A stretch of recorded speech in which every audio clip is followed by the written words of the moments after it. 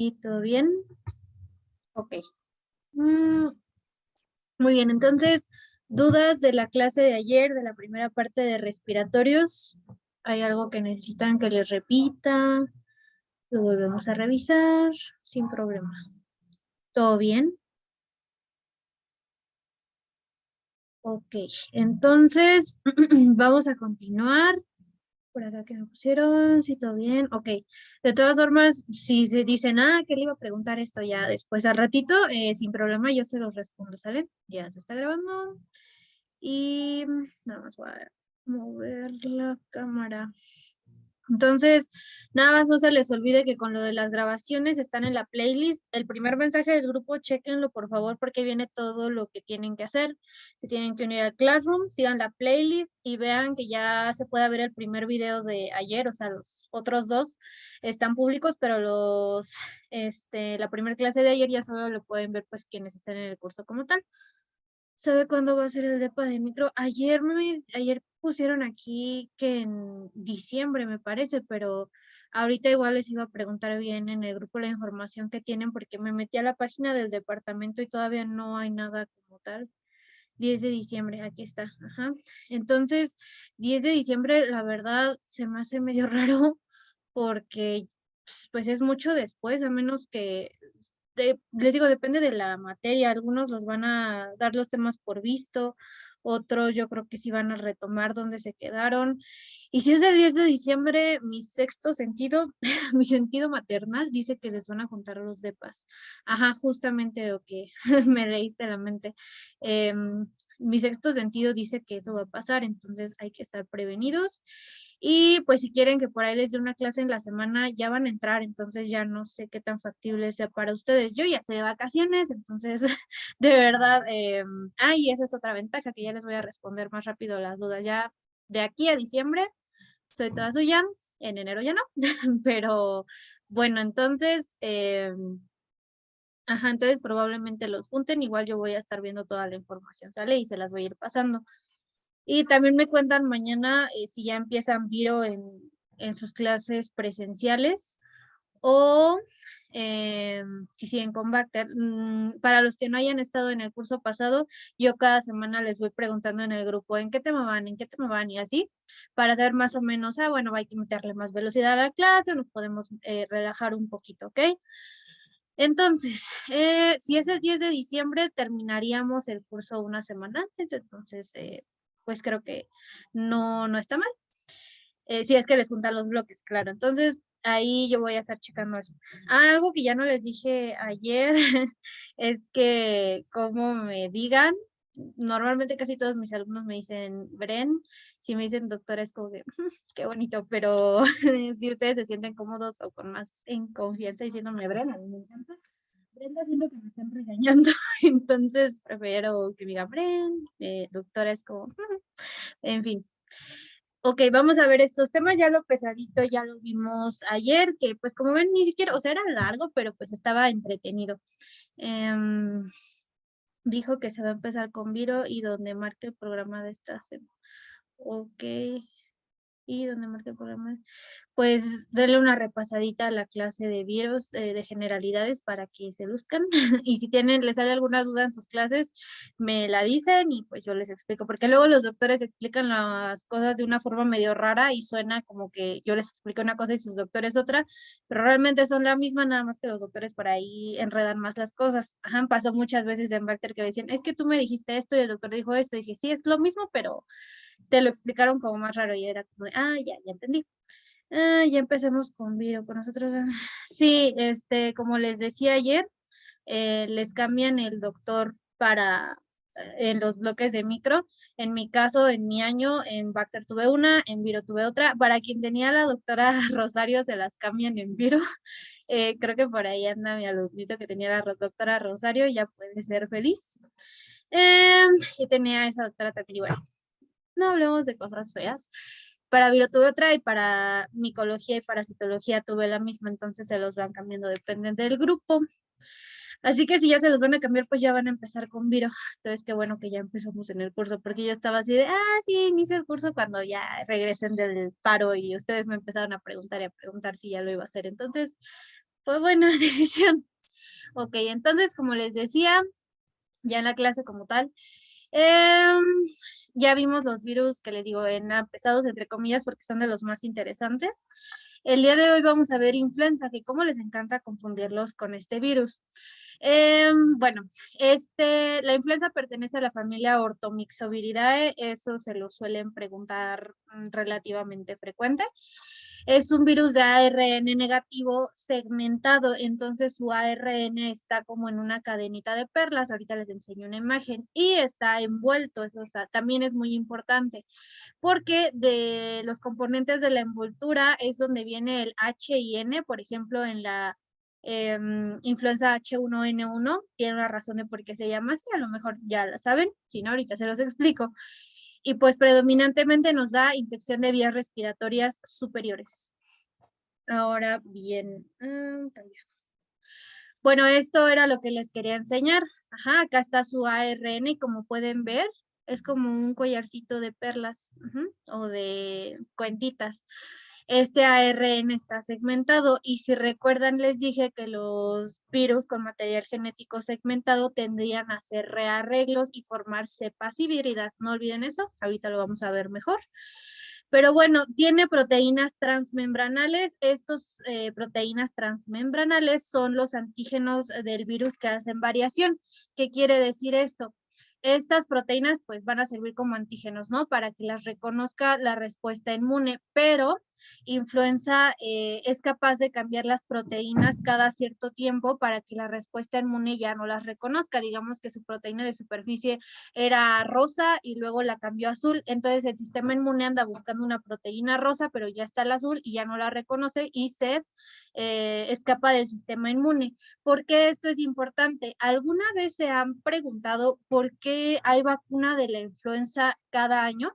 Si uno pensaría, bueno, ya me pusieron la del año pasado, pues estoy cubierto. Aquí el problema es justamente esta variación que hace los antígenos de la influenza y los rearreglos que ahorita vamos a ver, pero una parte son estos antígenos que están en constante cambio. Entonces, la respuesta inmune que se generó de una vacuna, recuerden que la vacuna son componentes víricos, bacterianos, que nos inyectan para que nuestro sistema inmune los reconozca y cuando se encuentre con el de verdad, lo reconozca también y sepa cómo pelear contra él. Pero si esa vacuna tenía el antígeno rosa y después esa influenza ya cambió al antígeno azul, pues ya no la va a reconocer el sistema inmune. Obviamente no es como de colores, ¿verdad? Es un poquito más complejo en cuanto a su estructura molecular, pero en esencia eso es lo que tienen que saber. Lo demás déjenselo a los investigadores. Estas proteínas transmembranales son la neuraminidasa, que es la NA, y la hemaglutinina HA. Entonces, estas proteínas pues van a estar en la envoltura del virus. Si pueden ver acá, la neuraminidasa está representada de color azul y la hemaglutinina de color rojo. Entonces, esta neuraminidasa y hemaglutinina es lo que reconoce nuestro sistema inmune.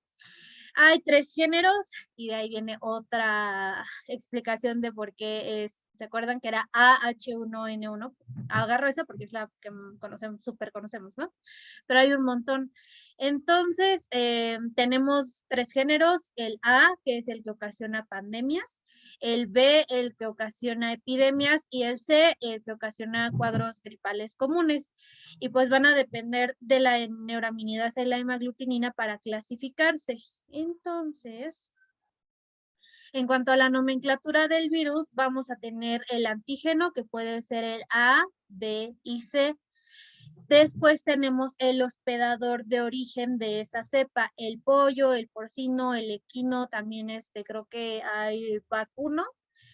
¿Qué quiere decir hospedador de origen? Que es una cepa que originalmente venía de un animal y mutó para poder infectar al ser humano también. Según yo, la H1N1 era porcina, entonces el hospedador de la H1N1 originalmente era un cerdo. Después, no me acuerdo bien si era aviar o porcina, pero bueno, o sea que el hospedador de origen era un animal y tuvo contacto con una cepa que era humana, hicieron un rearreglo y se generó una nueva cepa que es capaz de infectar a los humanos. También se toma en cuenta el origen, si es, por ejemplo, tenemos algunas cepas que se han originado en Denver, en Taiwán, pero pues podría ser cualquier parte del mundo. El número de cepa, las más frecuentes son la 15 y la 17. ¿En qué año se aisló? Pues puede ser prácticamente cualquier año que ustedes se puedan imaginar. Aquí les puse el 2009 porque fue el año en el que se aisló la influenza H1N1. Y bueno, para los virus A es cuando vamos a usar los antígenos de hemaglutinina y neuraminidasa para dividirlos. Entonces, esto de la hemaglutinina y neuraminidasa es lo siguiente. Vean.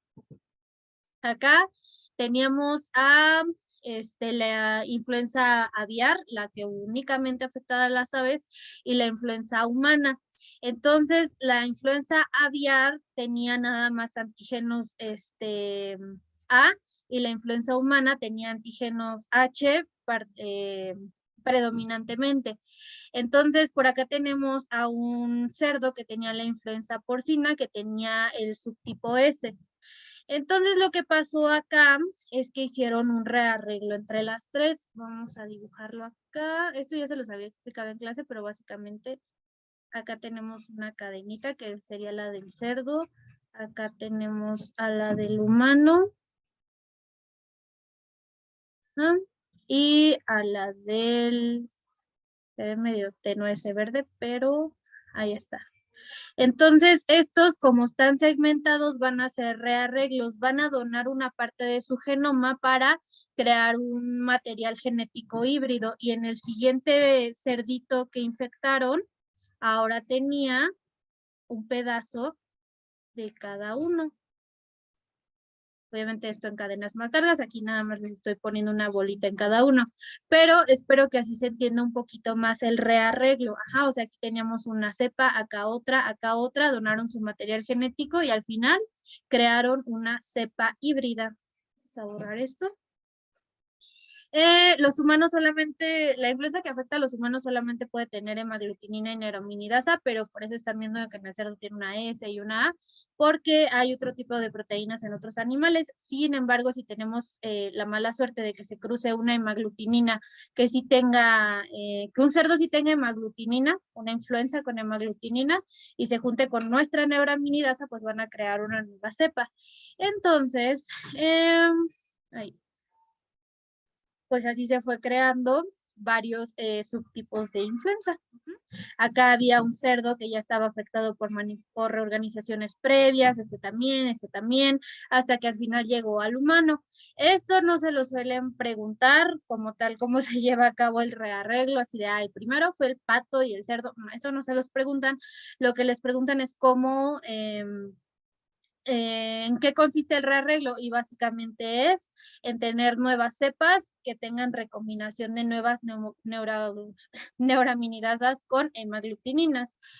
Entonces, hablando tal cual de estas proteínas, la hemaglutinina es una proteína que le ayuda al virus a unirse al ácido ciálico. El ácido ciálico es una sustancia que se encuentra a lo largo de todo el epitelio. Entonces, si se unen al ácido ciálico, van a aumentar la producción de moco. Básicamente de eso se encarga el ácido ciálico. Y la neuraminidasa, lo que hace la neuraminidasa es que, ok, la hemaglutinina ya reconoció a la célula. Ahora la neuraminidasa va a degradar al receptor de esta célula y va a liberar el material genético. Es como si la neuraminidasa ayudara al virus a inyectar su genoma en células sanas. Que esto no es lo más importante de la neuraminidasa, lo más importante es que es el blanco farmacológico del zanamivir y del oseltamivir, que ya veremos que es el tratamiento de elección. Entonces, de esto tiene importancia la neuraminidasa, más que para micro, para farma, pero pues ya lo saben. Entonces ya quedamos cómo se llevan a cabo los rearreglos y pues estos rearreglos son lo que nos da el problema de que la vacuna del año pasado no nos sirve en este año, por ejemplo, porque a lo largo del año hay diferentes interacciones entre la influenza que no se pueden controlar y tenemos nuevos serotipos, perdón, nuevas cepas. Un serotipo es una cosa un poquito más grave, o sea, ya hay variaciones genéticas que ya distan mucho de la original, y una cepa es muy parecida a, por ejemplo, el virus del año pasado, del antepasado, y etcétera. Entonces, gracias a estas variaciones es que tenemos nuevas cepas cada año y porque necesitamos una vacuna diferente cada año. Y un ejemplo sería la influenza A en California, que se aisló en 2009, entonces sería la AH1N1, y pues nos saltaríamos esto que es cuando se aisló. Ok, en cuanto a la replicación, ya les expliqué más o menos cómo se lleva a cabo. En resumen, el virus se va a unir a los receptores de ácido ciálico gracias a la hemaglutinina. Entonces, digamos que aquí en la membranita, hay ácido ciálico, el virus reconoce el ácido ciálico y se pega a la célula se lo come, bueno, antes de comérselo, se va a fundir la membrana porque es un virus con envoltura, entonces la membrana celular y la envoltura del virus se vuelven una misma, entra el material genético, va a perder la envoltura y pues tenemos el proceso de transcripción en el núcleo. Y bueno, aquí en el núcleo se van a sintetizar proteínas víricas, recuerdan ese paso que está por acá. Y pues, ¿qué proteínas nos importan? La hemaglutinina, la neuraminidasa, esto se lleva a cabo en el núcleo. Y pues se van a formar segmentos de la nucleocápside que se van a unir a las proteínas M1, M2, neuraminidasa, hemaglutinina. Digamos que este paso sería el más importante en la replicación, pero nunca les preguntan la replicación de los virus, sinceramente. Nada más es para que tengan presente que es vital para el virus tener bien ensambladas sus proteínas virales, porque pues ya vimos la importancia que tiene, ¿no? En cuanto al intercambio de información, para unirse a la célula y pues también nos beneficiamos de ello para el blanco farmacológico. Y finalmente el virus va a abandonar a la célula por gemación. ¿Se acuerdan? Que no lisa a la célula como tal, sino que sale como si la célula hiciera una burbujita, como si soplara una burbujita y se lleva parte de nuestra membrana. Eso ya lo saben, o puede generalidades. Entonces, el daño, la patogenia de este virus, pues acá tenemos las vías respiratorias superiores, ¿no? Entonces, vamos a tener una incubación a lo largo de 18 a las 72 horas y recuerden, son vías respiratorias superiores. Eso es muy importante. La infección primaria por influenza siempre va a ser de vías respiratorias superiores, ¿ok? ¿Por qué les digo esto? Porque influenza también puede ocasionar neumonía, pero eso ya no es una infección primaria de influenza, eso ya es una complicación. Entonces, lo que va a pasar es que se unen células ciliadas y secretoras de moco y las va a destruir porque el ácido ciálico se encuentra sobre todo en las células secretoras de moco, es el que estimula la producción de moco y las va a destruir. Entonces, esto es lo que les decía, puede haber una neumonía bacteriana o viral, pero esta es secundaria al daño que ya ocasionó la infección primaria, o sea, llegó influenza, destruye las células y llegan otros agentes que dicen, ok, aquí está súper devastado, vamos a aprovechar y colonizar e irnos a vías respiratorias inferiores. Entonces, esto es lo que pasa y eso se los preguntan mucho, lo de las complicaciones de influenza que da neumonía bacteriana secundaria. Por esto que les digo, ya está súper dañada la vía respiratoria superior y las bacterias aprovechan y entran. Y pues también influenza podría aprovecharse de la misma situación que está propiciando, pero es más frecuente en la neumonía bacteriana secundaria. Entonces, si ya tenemos destrucción de las vías respiratorias superiores e influenza aprovechó para bajar hasta vías respiratorias inferiores, lo que va a pasar es descamar el epitelio bronquial o alveolar y pues esto nos puede conducir a neumonía, ¿ok? No se les olvide que las bacterias con mayor frecuencia ocasionan neumonía típica, que ya hablamos de eso en Bacter. Ahorita no lo vamos a tocar en un buen rato, pero en resumen la neumonía típica es cuando tenemos el foco neumónico o la consolidación pulmonar bien localizada. Entonces, ¿qué les acabo de decir? Acá tenemos una radiografía normal, ¿ok? Tenemos los campos pulmonares bien ventilados, ya verán cómo se lee una radiografía más adelante, pero básicamente es que el espacio que ocupa los pulmones tendría que verse negro porque el aire no produce imagen radiológica. La radiografía se basa en que aquí está el paciente que le van a tomar. Acá se dispara, ahí tengo una pluma, pero no se ve, se dispara un rayo y le pega a las estructuras. Entonces, si esa estructura es sólida, por ejemplo, los huesos que tienen un montón de calcio, ese rayo se regresa y te da la imagen, te dice, ok, hay algo aquí, por eso regresó el rayo. Pero si no hay nada, como el aire, que no, pues no es un elemento sólido, el rayo tiene que traspasar y pues lo que va a proyectar o donde va a chocar va a ser en las costillas que están en la parte trasera. Entonces, pues sí, normalmente los pulmones se tendrían que ver negros. Lo que ustedes aquí alcanzan a ver acá es la trama bronquial y la trama del corazón, que se ven como súper superpuestas, pero principalmente es la trama de los bronquios. Esa sí se ve en la radiografía normal. Y lo que están viendo acá, entonces ya no es aire, ¿no? Ya tenemos por aquí ocupación pulmonar. ¿Qué quiero decir cuando les digo consolidación? Yo siempre les digo que es como si al pulmón le apareciera una cicatriz por el daño que está sufriendo. Recuerden que aquí hay respuesta inflamatoria, hay respuesta inflamatoria, respuesta infecciosa, entonces hace que el pulmón en alguna zona se inflame y digamos que se consolide. Es como si se le hiciera una cicatriz. Esto es clásico de una neumonía bacteriana. Les digo, eso los vimos en Bacter, pero pues no está de más repetirlo de vez en cuando. En fin, como les decía, la neuraminidasa va a hacer que el moco se vuelva menos espeso. Recuerden que el moco nos ayuda a atrapar microorganismos es una barrera de defensa, ya lo comentábamos el jueves.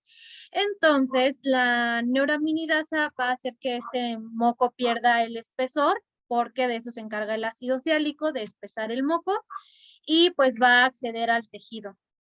Entonces, el oseltamivir va a actuar también a este nivel. Está el oseltamivir. Y bueno, la respuesta inflamatoria va a estar dada principalmente por factor de necrosis tumoral alfa, interferón alfa, interleucina 6 e interleucina 8, que como ya va a ser su bepa de inmuno, seguro saben muy bien que todo esto son citocinas proinflamatorias.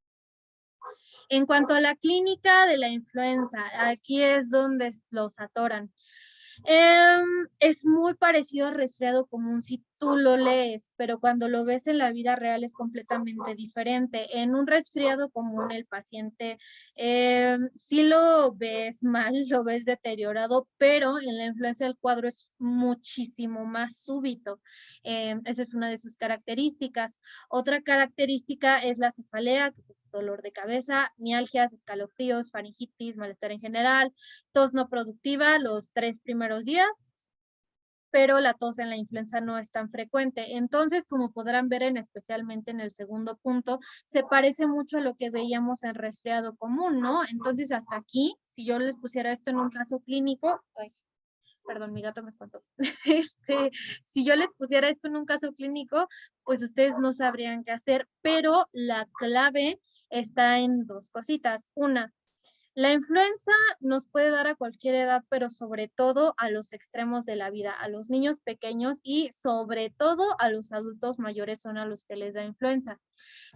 También puede haber congestión nasal y la otra parte muy importante es la fiebre. En el resfriado común la fiebre no pasa de los 38-39 grados centígrados.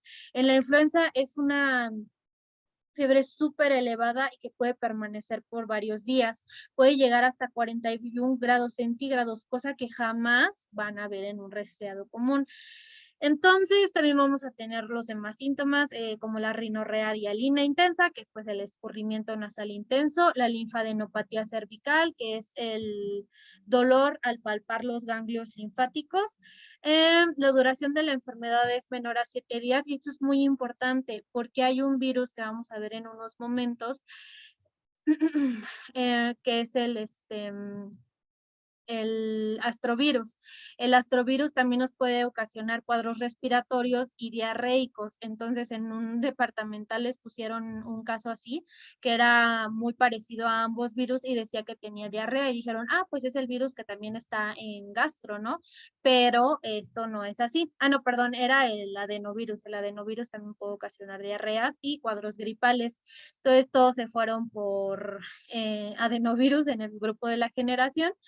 Todavía me acuerdo de esas publicaciones, pero en ese caso clínico ese paciente tenía la fiebre súper elevada. Entonces, siempre que vean un cuadro gripal con la fiebre hasta los cielos, luego váyanse por influenza. Y bueno, si tiene síntomas acompañados como diarrea, eso también es muy frecuente. Los pacientes que cursan con influenza, el cuadro catarral, también con mucha frecuencia presentan diarreas, vómitos, dolor abdominal, epistaxis, que es cuando te sangra la nariz, gingivorragia, es el sangrado de encías, y dolor torácico. También son manifestaciones de influenza, pero menos frecuentes que la diarrea.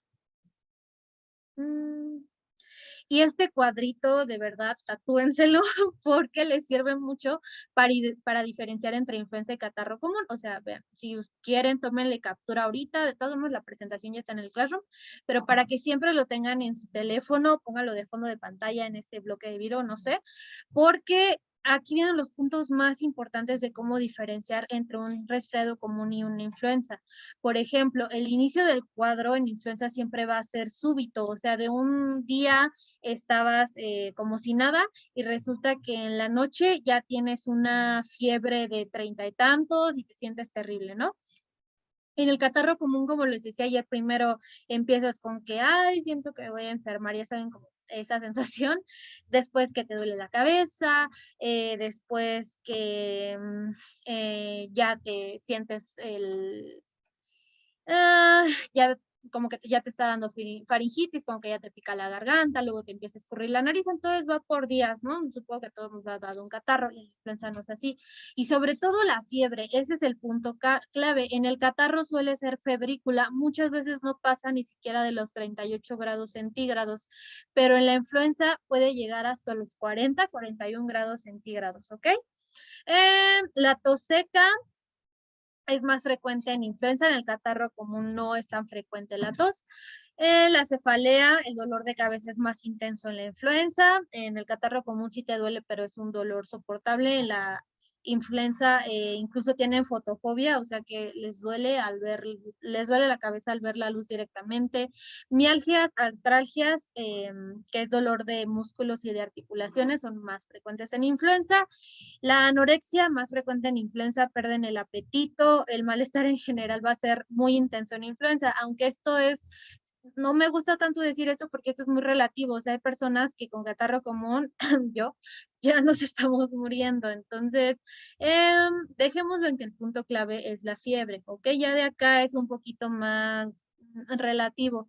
El punto clave siempre va a ser la fiebre elevada en influenza. Si ustedes ven un cuadro gripal y les ponen en las opciones rinovirus, influenza, adenovirus y ven la fiebre tan elevada, luego váyanse por influenza. Confíen en mí. Y bueno, las complicaciones. Ya les expliqué lo de la neumonía viral primaria, lo de la neumonía bacteriana secundaria. O sea, viral primaria quiere decir que es por el mismo agente que te está dando el cuadro gripal como tal. Y la bacteriana, pues quiere decir que es influenza la que hizo el daño y llegó otra bacteria que nada que ver a interrumpir el evento. También podría haber neumonía mixta, o sea, que te dé por dos bichos, por el virus y por la bacteria, y pues eso está peor. También te puede dar exacerbación de EPOC. Esto quiere decir que los pacientes que ya se conocían con enfermedad pulmonar obstructiva crónica, que es lo que significa EPOC, van a empeorar en cuadros de influenza porque ya está inflamada la vía respiratoria de forma crónica. Ahora, agréguenle un cuadro de influenza. Entonces, pues sí, puede exacerbar estos síntomas, puede que los pacientes tengan una tos mucho más intensa, que tengan episodios de fiebre, que tengan obstrucción pulmonar mucho más grave, entonces esa es la exacerbación de EPOC. Pueden tener sinusitis u otitis media también por influenza, esto es muy importante y sobre todo en niños. ¿Se acuerdan que les dije que los niños suelen sufrir de otitis y de sinusitis porque tiene la vía respiratoria, perdón, se me olvidó, la trompa de Eustaquio. Es una, ay, por acá entró alguien, como que se me parpadeó la pantalla. La trompa de Eustaquio es un tubito que conecta la nariz con el oído y en los niños está más horizontalizado, o sea, está así. En los adultos ya está un poquito más inclinado y es más difícil para las bacterias subir por la trompa de Eustaquio. Entonces, en los niños esta complicación es más frecuente, en adultos es más la neumonía. El síndrome de Guillain-Barré, si se acuerdan, es una enfermedad desmielinizante. ¿Se acuerdan cuál era el principal signo de Guillain-Barré? Que los pacientes caminaban así.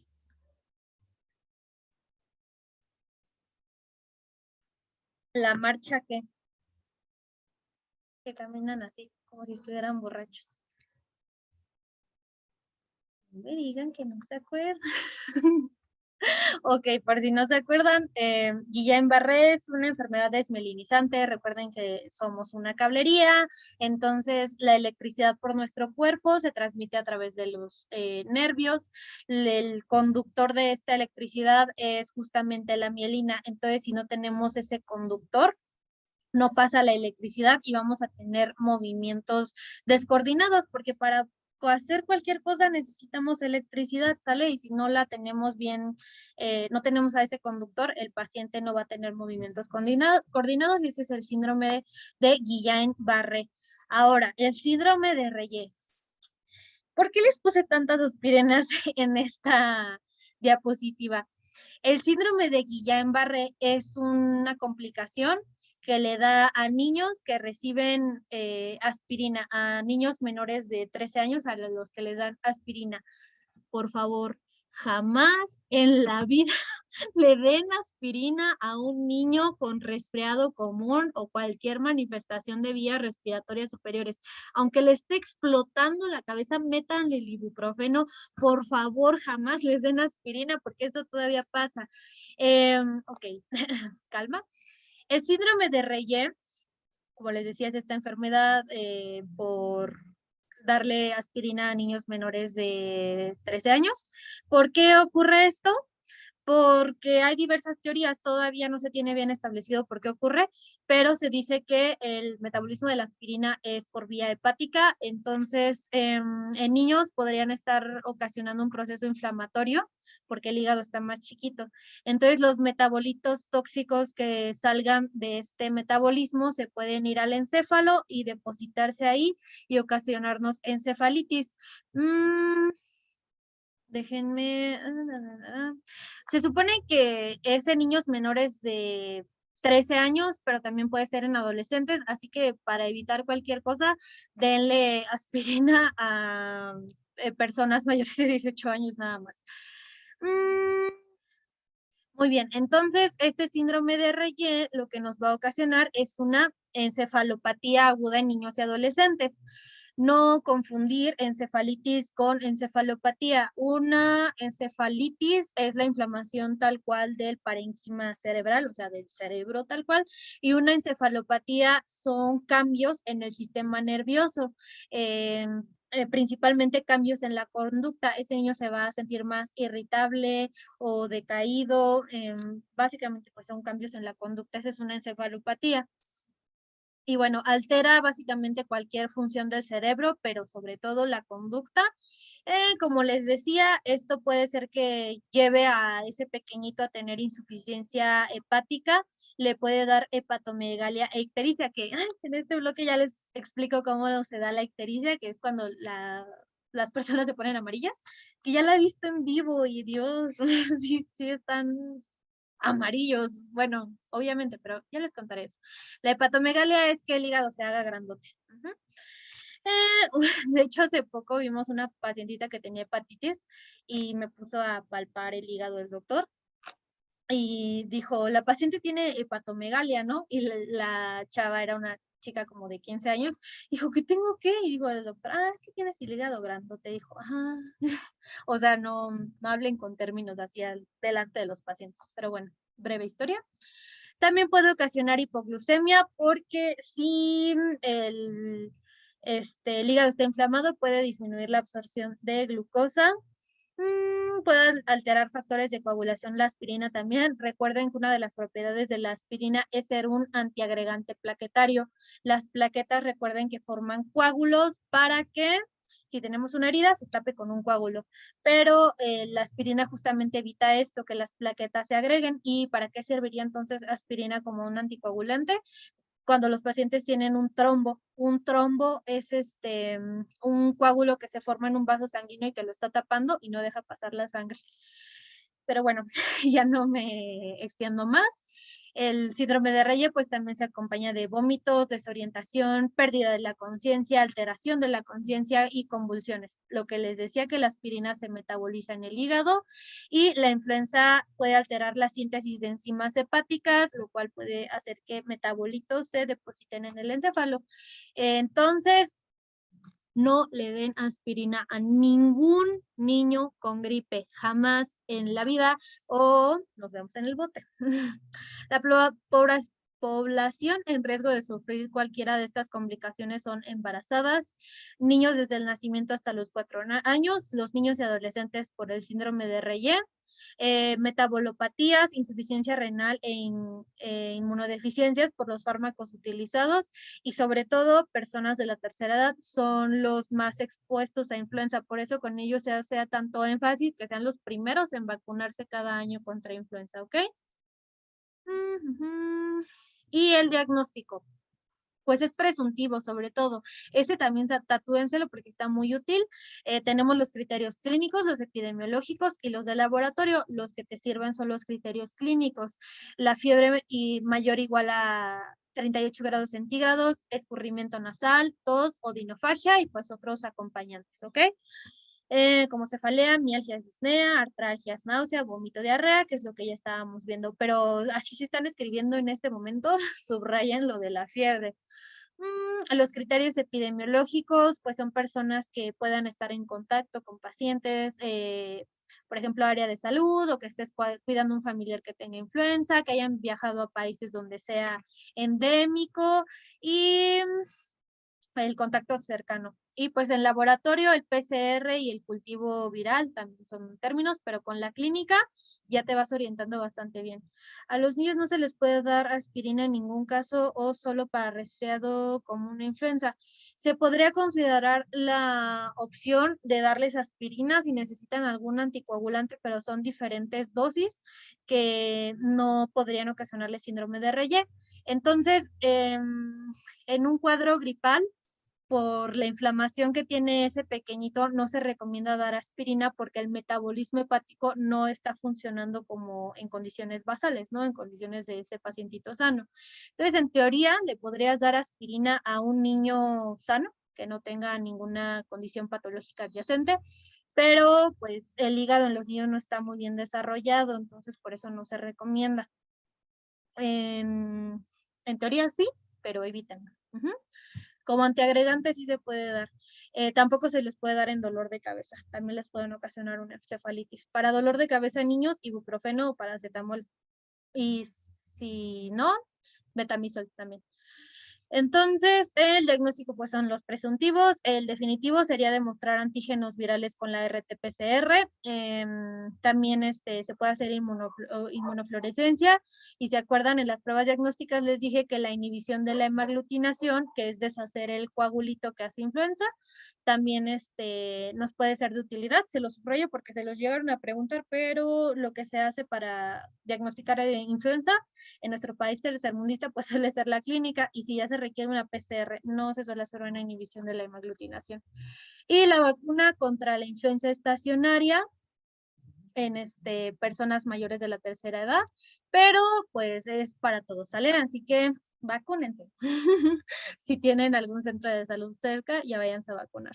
El tratamiento, no se los preguntan en el micro, como bien saben, pero si pueden aprendérselo de una vez, háganlo. Básicamente es con oseltamivir, nombre comercial Tamiflu o Sanavivir, Renerva. Una doctora de urgencias apenas nos dijo que cuando fue lo de la influenza, que pues ella ya estaba, creo que era residente, nos dijo, no sé, pero que y se inventaron una cancioncita de la influenza que decía sana, sana, sana vivir, o celta vivir, algo así. Entonces la cantaban por allá de 2009 para acordarse del tratamiento de la influenza. Y pues habían algunos que usaban oseltamivir y sanavivir para COVID, pero no está bien porque no ha demostrado gran eficacia. Es para influenza casi exclusivo estos antivirales. Y bueno, las vacunas, de acuerdo a la OMS, la vacuna que ahorita se autoriza en el mercado tiene los dos subtipos de H3N2 y H1N1. Y bueno, esta se le pone a niños de 7 meses y perdón, la primera es a los 6 meses, la segunda a los 7 meses, después se le pone a los 2 años, después a los 3 años, a los 4 años y a partir de los 5 años ya se les empieza a poner la vacuna anual.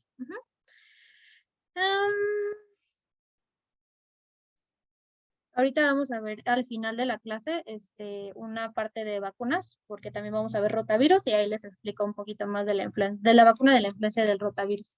Pero, ¿tienen alguna pregunta de influenza? Déjenme ver. 40 minutos en influenza, pero ya lo demás es rápido. ¿Dudas, chicos? ¿Todo bien?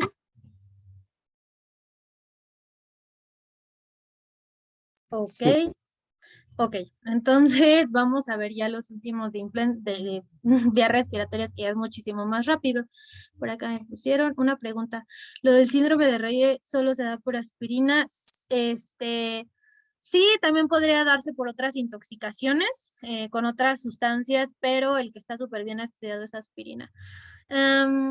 Por ejemplo, si te intoxicas con plomo, con ay, se me fue el nombre, otro intoxicante, también con hongos, con hongos también podría llegar a pasar un síndrome de Reye, pero sería como un efecto colateral, porque sus manifestaciones son otras. Por ejemplo, cuando te intoxicas con hongos, te da una hepatopatía marca Diablo, entonces ahí tienes afectado el metabolismo hepático y podría llegar a darte una encefalopatía, pues sería síndrome de Reye, pero el síndrome de Reye está descrito tal cual que es por aspirina, o sea, te podrían dar otras cosas parecidas a síndrome de Reye, más bien que sería una encefalopatía por intoxicación, pero el síndrome de Reye es pues, exclusivamente por aspirina. Dije que relativamente sí, porque pues te puede dar encefalopatía por otras cosas, pero el síndrome de Reye es por aspirina. Entonces ahora vamos a ver al coronavirus, que ahorita vamos a ver al que era de resfriado común, ¿sale? La familia es Coronaviridae, es una ARN en sentido positivo con la nucleocápside helicoidal. Y esta foto es de antes de la tragedia. Es de mi apunte de allá por 2019, justo antes de que se desatara la pandemia, antes de que supiéramos cualquier cosa, ya se veía coronavirus. O sea, es un virus súper viejo, pero vean lo que tengo anotado aquí. O sea, por acá debe de estar, acá está, lo de la vacuna, que no hay vacuna y que estaba en desarrollo. Si tan solo le hubieran metido turbo. Pero bueno, y vean, lo de aislamiento para controlar la pandemia, pues creo que no funcionó muy bien, ¿no?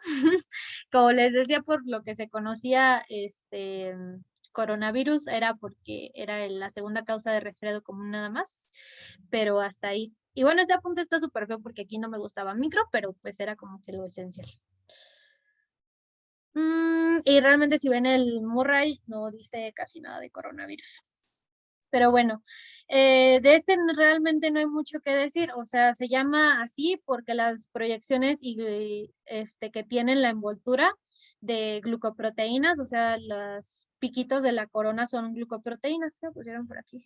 Como que feo se hacía algunos. No, me refiero a que los hacía sin ganas. No, me daba una flojera estudiar micro, no, pero, o sea, no está fea la letra ni nada, algo así, pero no me gustaba estudiar micro. Y le faltan muchas cosas a esa cosa, pero bueno. Em, bueno, ni tanto. Sí, en fin. Esto se llama así por las piquitos de la corona son glucoproteínas, la proteína E, la S, la M y tiene su membrana lipídica. Lo gris de esta imagen es la membrana lipídica. Esto lo hace resistente a detergentes y al tubo digestivo, entonces también podría ocasionar enfermedades como gastroenteritis. Recuerden, gastroenteritis es la inflamación de los intestinos. Es la segunda causa de resfriado común después del rinovirus, al menos las cepas antes del SARS-CoV-2. Y bueno, ya existían registros de brotes del síndrome respiratorio agudo o SARS, en China nada más, y pues ya sabemos cómo terminó la historia, ¿no? O sea, la enfermedad, la SARS, ya se conocía desde antes.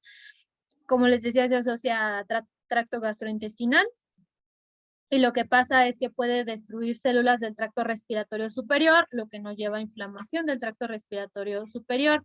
Lo que agrava al síndrome es la respuesta inflamatoria que puede empeorar la situación del paciente. Es por eso que todavía está en controversia el uso de esteroides, que básicamente son inmunomoduladores y pues desinflaman. Entonces, pues sí, los esteroides en resumen pueden ayudar a inhibir la respuesta inmune, pero están en controversia porque pueden mejorar a pacientes que estén muy graves o también los pueden empeorar porque necesitan la respuesta inmune para combatir la infección y si la suprimen, pues el paciente puede llegar a morir. Entonces, todavía no hay GPC que recomiende el uso de esteroides. Pero bueno, eso ya lo veremos al final del curso.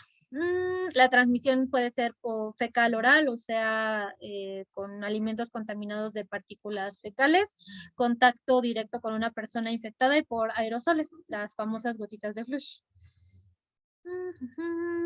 Y bueno, acá están sus glucoproteínas, dónde se localizan y las funciones. Las principales son la E2, que es la glucoproteína pleplomérica, peplomérica. Se localiza en la envoltura y pues esto le ayuda a unirse a las células hospedadoras y también actividad de fusión con dichas células hospedadoras. Y la E1, que es una glucoproteína de matriz, esta se encuentra en la envoltura y está transmembrana. ¿Para qué le sirve? Pues también para reconocer a la célula a la que van a infectar. Entonces, tiene otras más, por ejemplo, también tiene su propia hemaglutinina, que le sirve para hemaglutinar, o sea, hacer coagulitos, y esto nos da, hay pacientes que tienen coagulación intravascular diseminada, que se hacen coágulos en el torrente sanguíneo, eso ya es más de COVID-19, entonces no me voy a extender mucho aquí, ya lo veremos más adelante, ¿ok? Pero pues lo que se conocía antes de la pandemia es la E2 y la E1. Las demás son más encaminadas a COVID-19. Entonces, este virus va a entrar por endocitosis, o sea, se crea una vesícula en la célula y va a requerir su polimerasa dependiente de ARN para convertir a ARN negativo, hacer copias y salir y destruir las células. A diferencia de otros virus con envoltura, este sí las va a alisar.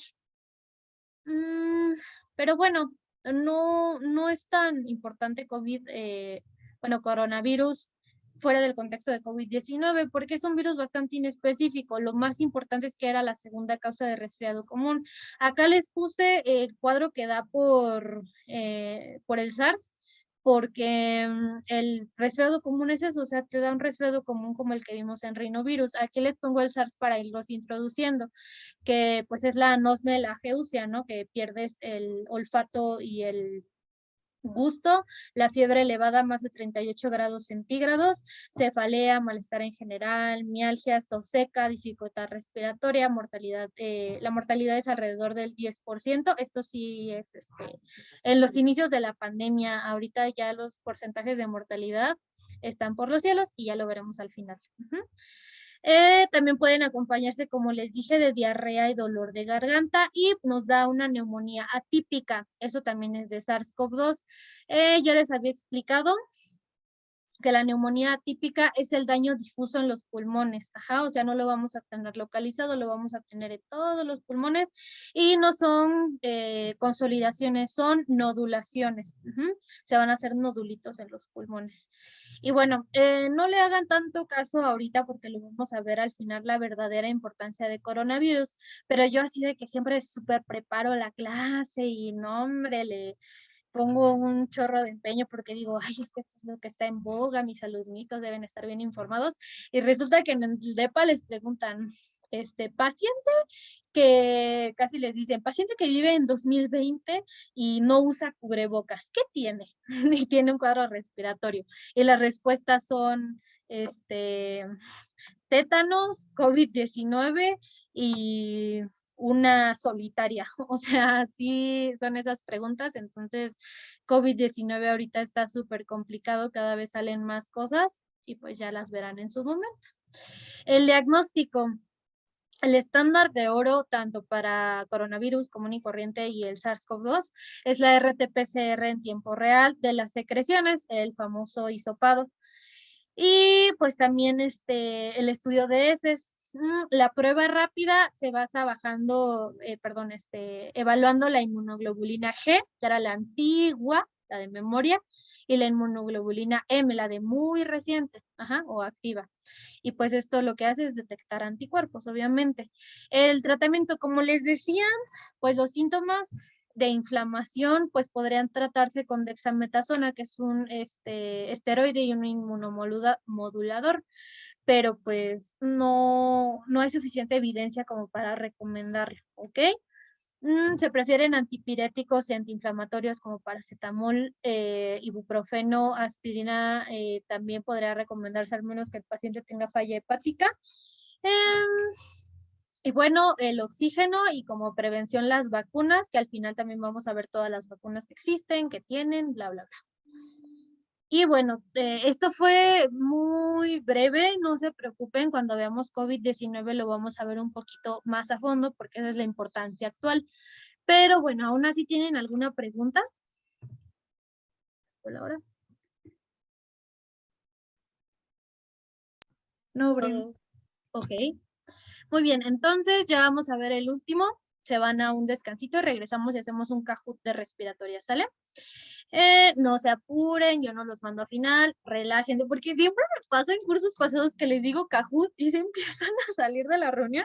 Antes siempre los hacía, era lo primero que hacíamos antes de empezar la clase, y así de que a las 6 en punto habían 3 personas y ya a las 6:20 ya habían 15 personas. Entonces, no le teman, o sea, si no repasan de verdad van a estar perdidos porque piensen que ahorita los de paz son presenciales, necesitan su memoria, fortalecerla sí o sí.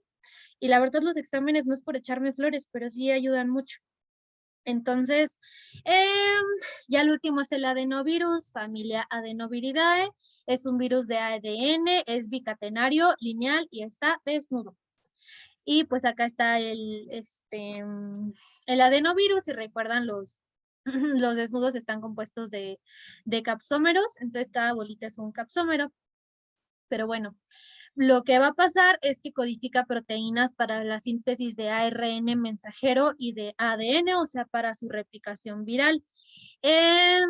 Y bueno, la cápside, como les decía, está compuesta de capsómeros que pueden formar exonas, que son 6 capsómeros, que son determinantes antigénicos, y las pentonas son las que van a hacer el efecto citopático.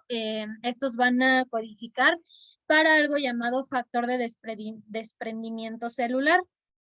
Esto como efecto citopático se traduce en que van a desordenar las células del sistema respiratorio. O sea, digamos que las células del sistema respiratorio están en una cadenita y este factor de desprendimiento celular las va a desacomodar y pues le ayuda al virus a invadir el epitelio respiratorio. ¿Qué nos importa de adenovirus? Pues que es el agente frecuente de algo llamado fiebre faringoconjuntival, que para hacerles spoiler, te da faringitis y conjuntivitis, ¿ok? Que es inflamación o infección de la conjuntiva. También te puede dar gastroenteritis y diarrea, que eso lo vamos a ver en la segunda parte de la clase. Es el único virus respiratorio que es DNA y va a infectar principalmente a los niños. Entonces, si ustedes ven un caso clínico, porque como les decía, este también te puede dar diarrea, ¿no? Entonces, si ven un caso clínico de un paciente con cuadro respiratorio y diarrea, y dicen, y se les olvida lo de la fiebre, ¿no? Que es lo más característico de influenza. Pero si es un niño de 5 años, pues es más probable un adenovirus. Y también, estos síntomas respiratorios siempre tienen que ir acompañados de la fiebre faringoconjuntival. Si no les ponen una alteración en la conjuntiva en el DEPA y es un cuadro respiratorio, seguramente no es adenovirus, además de la edad del pacientito. En la influenza tienden a poner pacientes de la tercera edad y con la fiebre súper elevada. Entonces, la transmisión es por gotitas respiratorias de flush y el contacto directo con los ojos. ¿Se acuerdan que les dije que esta transmisión es súper rara? Entonces, este es un ejemplo de ello, el adenovirus. Si tocas a una persona, a una superficie que esté infectada con adenovirus y te la inoculas, te tallas el ojo, sí te puedes llegar a infectar. Ahí se ve rara mi cámara, como que está temblando. A ver, espérenme. Se ve rara mi computadora, no sé. Bueno, la presentación creo que se ve bien. Me dicen si se ve borrosa, pero no sé qué pasa. Como que, no sé. A ver, déjenme le tomo una foto para que no piensen que estoy loca, pero ahorita se las mando en WhatsApp. Se ve como pixeleado, no sé. A ver, ¿qué me ponen acá? Sí se ve bien. Ok, eso es lo que importa. Entonces es la computadora. También se puede por vía fecal oral, que pues es por comida contaminada, principalmente por comer en la calle, tristemente. Infecta células de la vía respiratoria, tubo digestivo, de la conjuntiva y la córnea, entonces de ahí vienen sus cuadros clínicos. Una pregunta clásica de DEPA es que este virus hace latencia, o sea que se queda dormidito en el tejido linfoide y pues si tiene otra infección por un agente más violento, si el paciente se inmunodeprime, etcétera, pues se puede reactivar el adenovirus que se queda dormido en tejido linfoide. Como los ganglios linfáticos, el vaso, el limo, la parótida también. Entonces, la fiebre faringoconjuntival como tal, pues ya les dije, es un cuadro que se compone de faringitis, de odinofagia, que es la dificultad para tragar. La faringe va a estar hiperémica, o sea que vamos a tener una faringe enrojecida. ¿Se acuerdan que les dije que los cuadros de faringitis viral no tenemos exudado? No se les olvide eso, que eran unas placas que estaban al final en las amígdalas blanquecinas. En la faringitis nada más vamos a ver algo así. Y en coronavirus esto también es súper frecuente, pero ya lo verán al final de todo el curso. Esta conjuntivitis es no purulenta y el paciente va a tener una sensación de cuerpo extraño. Va a tener sentir como si tuviera una basurita en el ojo constantemente. También va a tener fotofobia, que es sensibilidad de los ojos a la luz. Ahora, mientras pongo el cargador de mi computadora, díganme un agente etiológico de conjuntivitis purulenta. Les doy una pista: ocasiona en el recién nacido. Ay, pues es bacteria.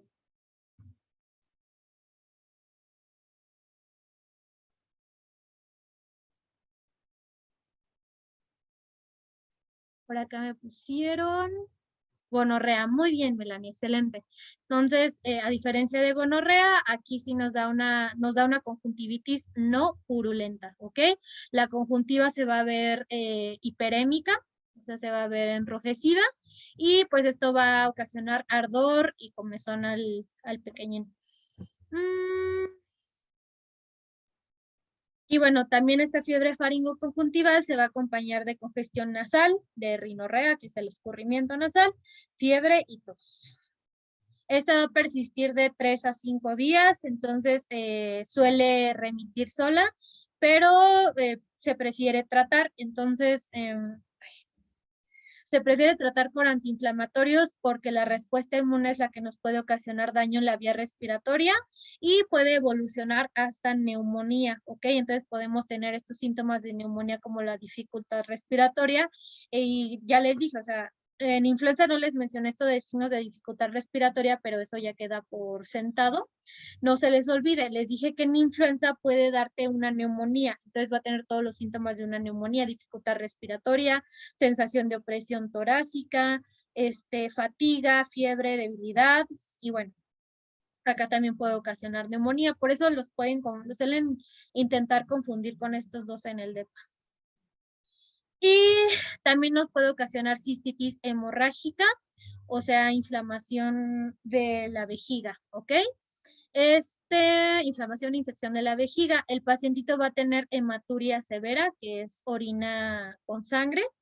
También va a tener urgencia urinaria. Recuerden que este es un síntoma irritativo que vimos en Bacter, que es cuando la vejiga está irritada. Entonces, cuando uno tiene ganas de ir al baño es porque la orina hace este efecto de estimular el sistema parasimpático y decir, oye, esta vejiga está llena, necesitamos que la vayan a vaciar, pero si está infectada la vejiga va a ocasionar el mismo efecto que si estuviera llena de orina. Entonces, el pacientito, como está irritada esa vejiga, pues va a sentir la necesidad de orinar constantemente. Polaquiuria, ese pequeñín va a ir a cada rato al baño a orinar, por lo mismo de la urgencia urinaria. La disuria, que es el dolor al orinar porque está inflamada esta vía, y la fiebre. Y bueno, la cistitis hemorrágica es casi exclusiva de niños, al igual que la fiebre faringoconjuntival. Entonces, ya les dije en Bacter y les repito otra vez, no subestimen la epidemiología. Cuando uno lee las preguntas del DEPA, luego te vas a los síntomas, ¿no? Pero muchas veces lees los síntomas y te quedas igual. Entonces, primero vean la edad, los antecedentes, si tiene vacuna, si vive en tal lado, en tal situación, entonces esos pequeños detalles son los que les pueden dar la respuesta en un DEPA. Siempre deténganse a leerlos. A mí me pasó muchas veces que yo decía, sí, es esto por los síntomas, y luego regresaba a la pregunta y era como de, pero no manches, el niño tiene 2 años, no le puede dar esta enfermedad, por ejemplo, ¿no? Entonces, como tip para la vida, nunca subestimen la epidemiología. El diagnóstico pues es por la clínica, la epidemiología, dependiendo de la edad del niño, y también se puede hacer una ELISA o una hemaglutinación. Como les decía, el tratamiento fundamentalmente es con antipiréticos y antiinflamatorios. Pirosis significa fiebre, entonces son fármacos que pueden bajar la fiebre y antiinflamatorios para disminuir la respuesta inflamatoria y pues que el niño no tenga tantas molestias. Como antivirales sí se les pueden dar, sí está recomendado para la fiebre faringoconjuntival, que sería amantadina, rimantadina, oseltamivir y ribavirina. Pero bueno, ya verán eso después en viro, perdón, en farma. Y bueno, ¿tienen alguna duda del adenovirus?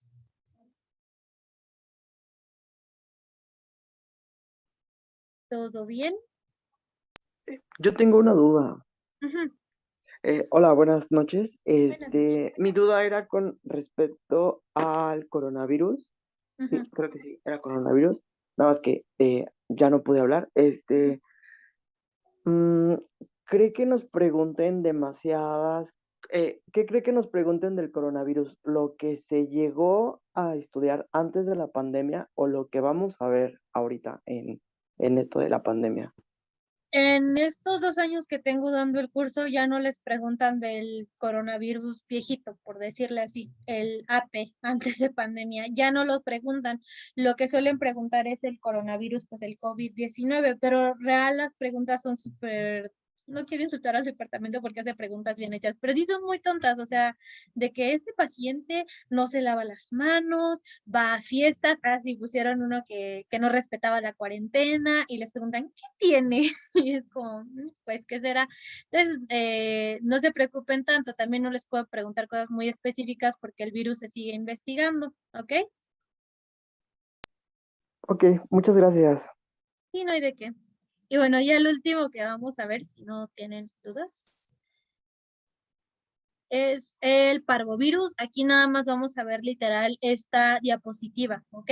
Porque el parvovirus, como les decía anteriormente, tiene más importancia en las exantemáticas que vamos a ver el siguiente sábado. Entonces no se preocupen y de por sí ya vamos súper adelantados como van a ir en la facultad, entonces ustedes tranquilos. El parvovirus, lo que tienen que saber en respiratorio pues es que es de la familia Parvoviridae, es un virus de ADN y que puede ocasionar faringitis viral. No tan frecuente el cuadro exclusivo de faringitis viral solamente por parvovirus, suele ir acompañado de parotiditis, que es la enfermedad exantemática. Pero pues sí, es todo lo que tienen que saber. No se preocupen, en serio. No hay nada muy importante en la faringitis por parvovirus. Confíen en mí, en serio. Esto nunca se los preguntan en respiratorio. Solamente tienen que saber, pues, que es un agente de faringitis, ¿sale? No les dé miedo. A los que ya están en el curso, pues, podrán darse cuenta de que sí enseño todo el temario, pero real, si ustedes sienten la necesidad, los chicos nuevos, de irme evaluando conforme va el temario, de verdad vemos puntito por puntito, entonces no se asusten. Y bueno, ¿no tienen más dudas de respiratorio?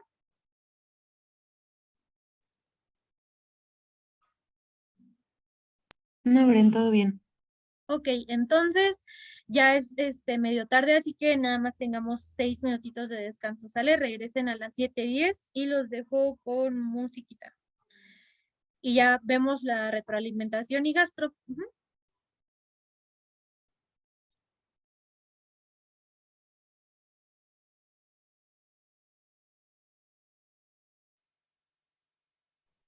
Ah, por acá me pusieron una pregunta que había dicho de acompañado de parotiditis, que como les decía, parvovirus te puede ocasionar faringitis viral, pero no suele ir sola. O sea, la faringoamigdalitis de parvovirus suele ser un síntoma acompañante de la parotiditis, que es la enfermedad que nos interesa en el parvovirus, pero ya la veremos la próxima semana, ¿ok? Ustedes tranquilos. Ahora sí les dejo musiquita y si tienen más dudas, pónganmelas en el chat y prendo el micro.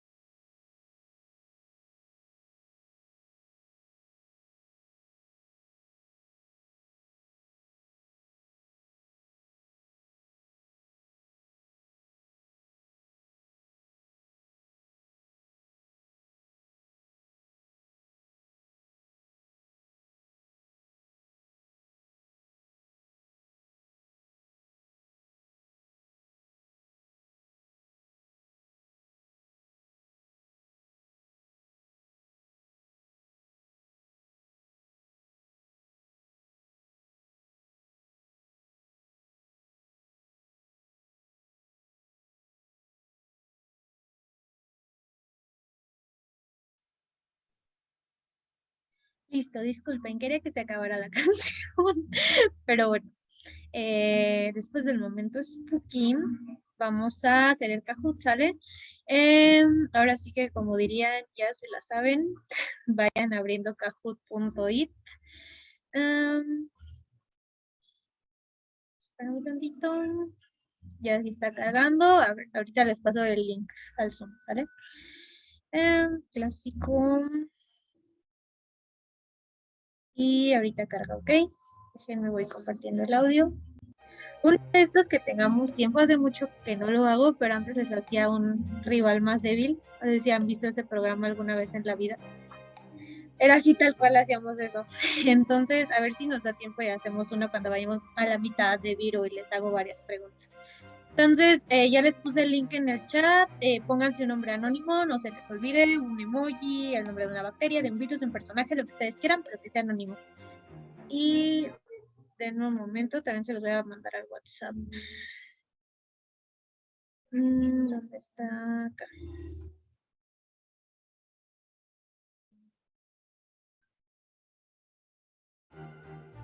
Bueno, chicos, entonces, poco triste, porque ahorita tendrían que ser 13, ¿ok? Halloween, Robin, Halloween.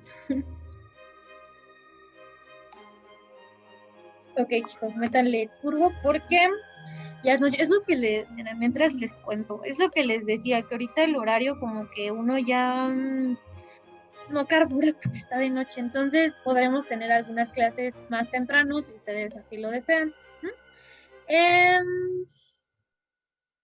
Halloween. Les iba a decir que si no se pueden unir al juego, porfa pónganme ahí en el chat de Zoom, oye, no me puedo unir, pero pues aquí estoy. Ajá, y vayan viendo las preguntas y contestando, pueden contestar ahí en el micoplasma colinoides. Pueden contestar ahí en el chat de Zoom, solo para que yo lo vea. Esperamos hasta las 7:15 para que entren todos, ¿ok? Como les digo, tiene que ser 13. Ajá. Las preguntas son 16. Algunas son, 2 son de Bacter nada más. Me quiero morir, no digas eso, mi amor, por favor. No, es que ahorita yo ya no tengo ganas de morirme porque ya salí de vacaciones. Es lo único bueno de ya estar en ciclos clínicos, que sales de vacaciones la última semana de octubre. Ya tienes todo noviembre para ser feliz.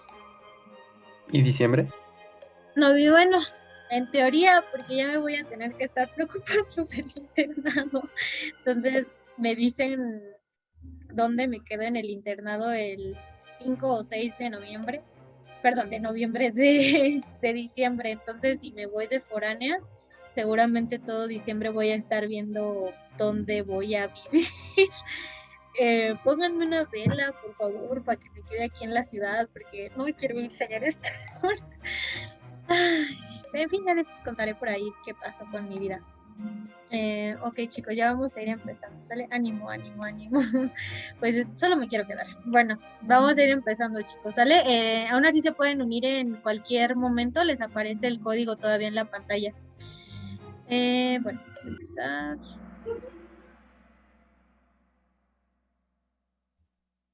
Ahí les va. Voy a subir el volumen. Lactante 6 meses, cianosis peribucal, tórax centonel, estertores crepitantes, uso de músculos accesorios. ¿Qué tiene? F es exploración física. Síndrome obstructivo, síndrome restrictivo o síndrome de dificultad respiratoria aguda severa.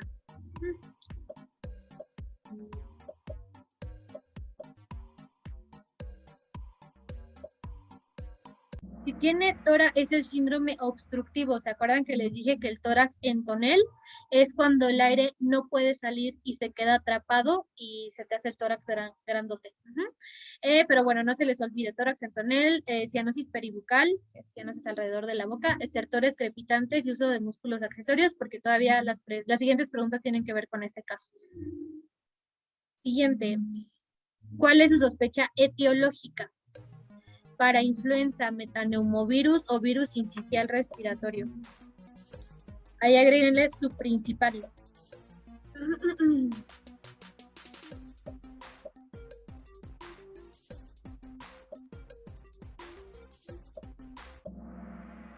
Virus sincicial respiratorio. Muy bien. En la siguiente pregunta explicamos esta y pues la siguiente pregunta al 2 por 1, ¿ok? Siguiente, ¿cuál es el diagnóstico sindromático? O sea, la enfermedad, laringotraqueobronquitis, bronquiolitis o neumonía difusa.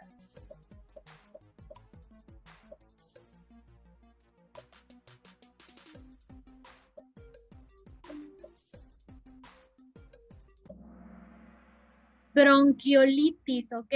La neumonía difusa, ay, no sé por qué la pusieron tantos, pero no se les olvide que esto de la enfermedad obstructiva nos está hablando de que no sale aire y eso era de la bronquiolitis, porque los bronquios están inflamados y llenos de moco que no dejan al aire salir, no hay intercambio gaseoso, el niño se empieza a poner moradito y sobre todo los estertores crepitantes, que también pueden aparecer en neumonía difusa, pero en neumonía difusa no vamos a tener tórax centonel, entonces era bronquiolitis, ¿ok? Nada más para puntualizar eso, no se preocupen, lo vimos ayer, ya si les pregunto en 2 meses si no saben, bueno, en 2 semanas si no saben, ahí sí preocupense.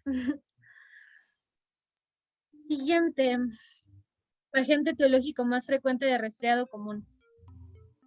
Virus de la influenza, Streptococcus pyogenes, Streptococcus pneumoniae, rinovirus.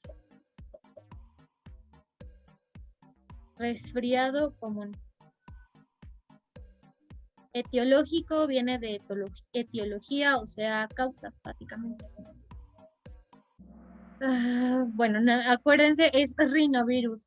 El Streptococcus pneumoniae no tiene nada que ver, ¿ok? Streptococcus pneumoniae es el principal agente de meningoencefalitis bacteriana, muy frecuente de neumonías. No se les olvide, es el principal agente de meningitis bacteriana, pero de resfriado común siempre, siempre es rinovirus, ¿ok? Por eso ayer les pregunté qué me estaba dando a mí. Siguiente. ¿Qué le pasó a la tía Helen para que despierten? ¿Se la comieron los gatos? ¿Dewey sabe mejor lo que pasó? ¿O what the fuck, Brenda? ¿Por qué preguntas eso? Que despierten.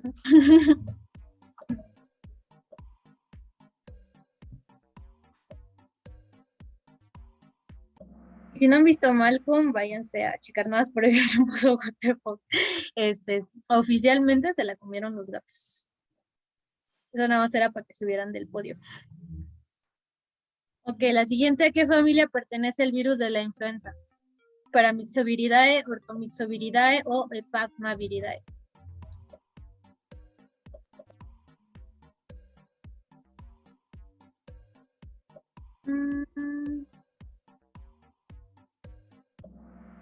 Orthomyxoviridae, ¿ok? No se confundan con que todos los virus casi todos los que vimos ayer, el VSR, el metaneumovirus y la parainfluenza, sí son paramyxoviridae. Ya a partir de la influenza, ya cambiamos de familia y es la Orthomyxoviridae.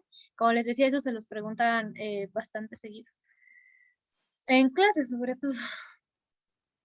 La siguiente, hay más de una opción correcta. Signos que te orientan a influenza dejando de lado del resfriado común. O sea, ¿qué signos te dicen? Esto es más influenza y no tiene nada que ver con resfriado común? No aparece en el resfriado común.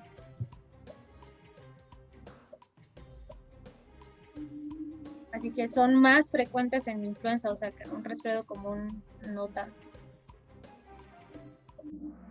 Ok, con que pusieran la fiebre, ya están del otro lado. Las mialgias sí son frecuentes en el resfriado común, pero no tanto. O sea, en el resfriado común lo que predomina es la congestión nasal. En la influenza tenemos como que más cuerpo cortado, que es el dolor de articulaciones y de cuerpo. Perdón, de músculos. Pero bueno, con la fiebre elevada, les juro que ya están un paso adelante. La siguiente. ¿Le darías aspirina a un niño con resfriado? ¿Sí? ¿No? ¿O jamás?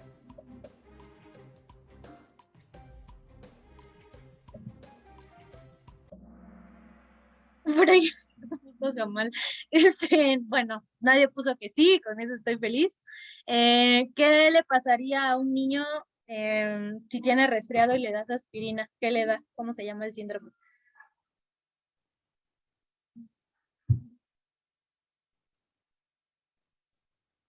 Síndrome de... Es el síndrome de... Reyes. Muy bien, síndrome de Reye, ¿ok? El Guillain-Barré es otro. El Guillain-Barré es una, porque por acá por el privado me pusieron Guillain-Barré. Esa es una enfermedad desmielinizante que sí te puede dar secundaria a influenza, pero el que te da por la aspirina es el síndrome de Reye. Síndrome de Reye, síndrome de Reye, aspirina, aspirina, aspirina, síndrome de Reye, ¿ok?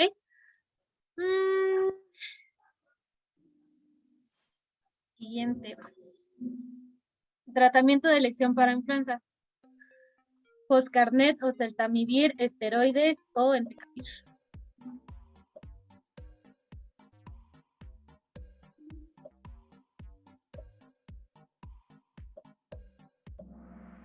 Muy bien, el Foscarnet se usa más para enfermedades exantemáticas, ok, ya lo van a ver, pero es el oseltamivir, lo que les decía de la cancioncita de mi doctora de urgencias, que era oseltamivir para influenza.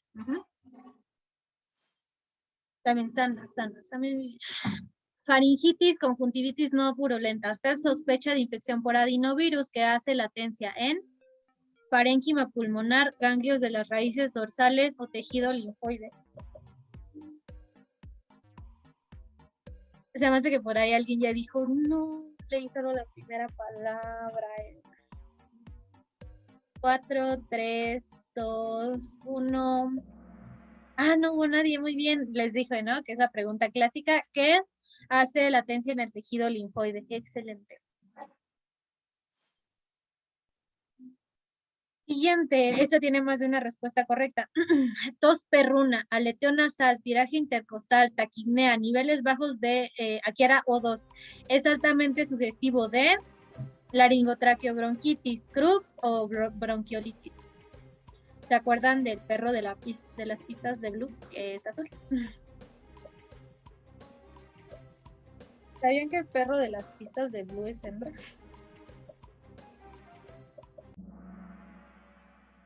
Excelente, ¿ok? Es laringotraqueobronquitis, es lo mismo que Krupp, ¿ok? No los confundan. Bronquiolitis es por virus incisional respiratorio, laringotraqueobronquitis y Krupp son exactamente lo mismo, nada más que estas son sus siglas en inglés y son dados por parainfluenza. Muy bien.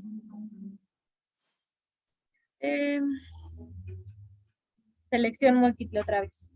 Pertenecen a la familia Paramyxoviridae. Para influenza, VSR, coronavirus o metaneumovirus. De hecho, ahorita les acabo de decir cuáles son.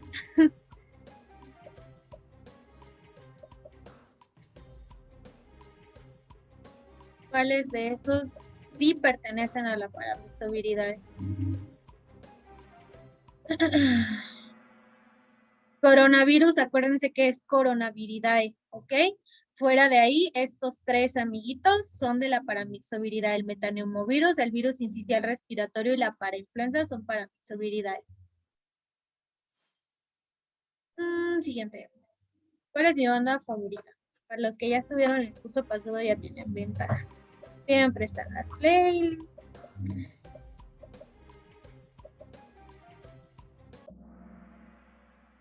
Gorilas, grupo firme. También me gusta Rammstein, pero también se aceptan pagos del siguiente curso con el concierto de Gorilas para citología, así es que sí lo doy. Siguiente. Es cierto respecto al Staphylococcus aureus, excepto es catalasa positivo, coagulasa positivo o es sensible a novobiosina. ¿Cuál de estas no es cierta?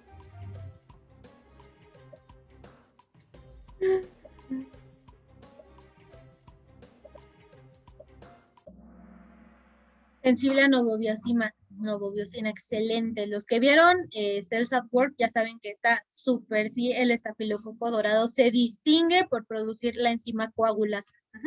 Y también son catalasa positivos, eso sí, siempre se los preguntan en hospitales. Ya la penúltima, paciente con diarrea disenteriforme, exantema en tórax. Usted sospecha de tifoidea por Salmonella typhi. Esta bacteria hace latencia en la vesícula biliar, es transmitida por pedículos humanos o se transmite al contacto con orina de rata.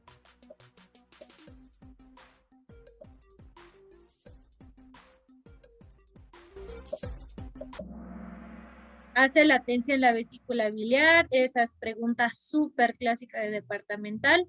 La que es transmitida por pedículos humanos, que son los piojos, podría ser Rickettsia prowazekii, y la que se transmite al contacto con la orina de rata es Leptospira interrogans. Es una espiroqueta. La última, los opistótonos y las risas sardónicas son ocasionados por una toxina que aumenta la captación de acetilcolina, inhibe la liberación de GABA o aumenta la salida de GABA de la neurona presináptica.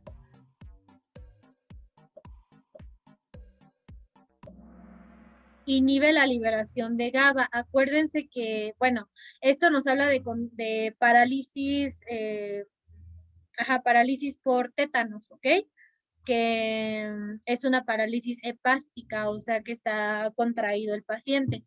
La toxina tetánica nos ocasiona justamente esto, que se inhiba la liberación de GABA, que es un relajante muscular, entonces solamente vamos a tener contracción muscular y no nos podemos relajar. Muy bien. En general les fue bastante bien, creo que ya le van agarrando la onda a los examencitos. Y bueno, ¿ves? Me quiero morir, estás en segundo lugar, una razón para vivir. Ok, ganó Harry Wynn. Muy bien, entonces al ratito les publico el Kahoot en el Classroom por si lo quieren volver a hacer. Siguiente. Y listo, cualquier duda que les salga de respiratorio, me la comentan en la semanita, me mandan mensaje, etcétera. Entonces ya vamos a ver súper rápido los gastrointestinales en esta media hora. Son muy rápidos. Entonces, vamos a ver los virus gastrointestinales. Van a ver que la clínica aquí no se distingue tanto entre uno y otro. No se preocupen, realmente, como les decía, la clínica es lo menos importante acá, lo que importa es la epidemiología. Entonces, el rotavirus, la familia es de las familias de los reovirus o reoviridae. Y bueno, es la principal causa de gastroenteritis aguda en niños menores de 5 años. No sé por qué no está subrayado eso, yo recordaba que estaba subrayado, pero subrayenlo ustedes. Esto es lo que les preguntan, ¿sale?